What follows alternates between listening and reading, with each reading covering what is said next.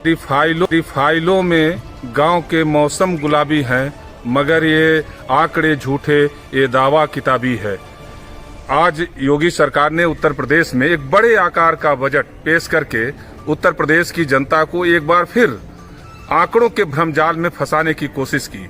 पिछले 8-9 वर्षों से योगी सरकार शिक्षा के क्षेत्र में, चिकित्सा के क्षेत्र में, स्वास्थ्य के क्षेत्र में, प्रदूषण के क्षेत्र में, बेरोजगारी के सवाल पर उत्तर प्रदेश के लोगों को राहत नहीं दे पाई है और इसलिए लगातार वो आंकड़ों का इस बार बड़ा आकार का बजट पेश करके अपनी पीठ थपथपाने का काम कर रही है। मेरा ये कहना है कि आकार कितना बड़ा है ये महत्वपूर्ण नहीं, आप खर्च कितना करते हैं ये महत्वपूर्ण है। और पिछले जो रिकॉर्ड है, योगी सरकार खर्च करने में 50% तक नहीं पहुंच पाई और इसलिए उत्तर प्रदेश की जनता को इससे कोई फायदा नहीं मिला।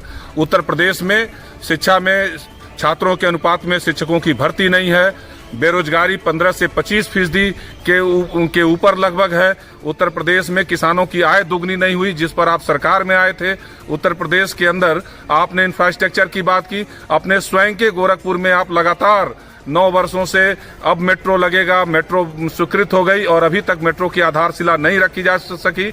इससे उत्तर प्रदेश में जो इंफ्रास्ट्रक्चर है इसकी कल्पना कर सकते हैं। जो नदियों का प्रदूषण है, जो प्राकृतिक जल स्रोतों का प्रदूषण है, उस पर उत्तर प्रदेश सरकार ने इस बजट में जो छुआ तक नहीं है उसको, और इसलिए लोगों के स्वास्थ्य के प्रति जो प्रदूषण से स्वास्थ्य खराब होता है उससे सरकार की चिंता का पता चलता है।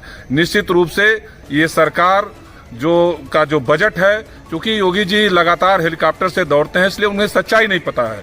वो इस सरकार कह रही है कि हमने लोगों की आय दुगनी कर दी। मेरा ये सवाल है कि किसकी आय दुगनी हुई?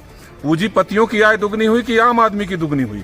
अगर आम आदमी की आय दुगनी होती तो सरकार को राशन नहीं देना पड़ता और सरकार के अंदर अगर दम है तो अगर वो मानती है कि आम आदमी की आय दुगनी हुई तो राशन बंद करे। निश्चित रूप से ये सरकार रोजगार देने में अक्षम रही है, ये सरकार लोगों को स्वास्थ्य देने में, सस्ता स्वास्थ्य सुविधा देने में असफल रही है। और अभी जो आप मेडिकल कॉलेज बनाने का दावा कर रहे हैं, जो जनता के टैक्स के पैसे से बन रहा है, उस मेडिकल कॉलेज को जब प्राइवेट हाथों में सौंपा जाएगा तो चिकित्सा महंगी होगी और आम आदमी के वो बस के बाहर की चिकित्सा होगी। और इसलिए ये जो योगी सरकार का जो बजट है ये दरअसल ये उत्तर प्रदेश के विकास का बजट नहीं है, बल्कि उत्तर प्रदेश को भ्रमजाल के आंकड़ों में फंसाने का बजट है।